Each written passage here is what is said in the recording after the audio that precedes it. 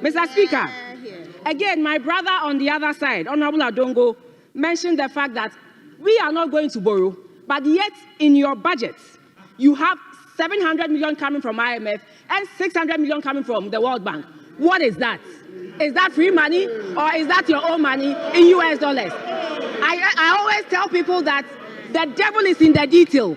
Always look in the appendices and then you find what they mean by that. Mr. Speaker, again, in 2016, this government increased their debt from 2009 to 2016 by 20 billion. And what did this result in? It resulted in a dip in the GDP by 8.8 billion Ghana cedis.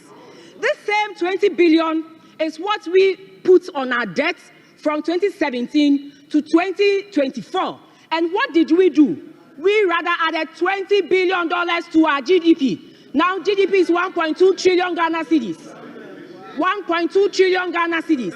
I know they always come up with one thing or the other, but facts are sacred, Mr. Speaker, and it has found its way in their budget. Mr. Speaker, let me come to one thing that is really of a bother to me. I heard my former minister talk about it, and I also want to talk about it.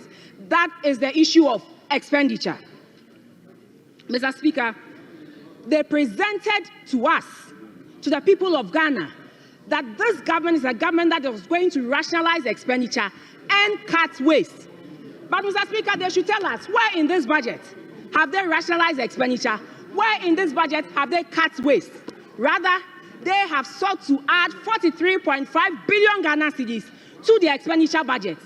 This is not Abena saying it. This is your budget speaking to that. Mr. Speaker, they are hoping that at the end of appropriation, we will give them the permission to spend 290 billion Ghana cedis.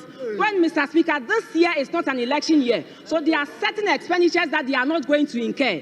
We, in an election year, did an appropriation of 250 billion. So when you come and you tell Ghanaians that you are rationalizing expenditure and you are cutting waste, what are you doing?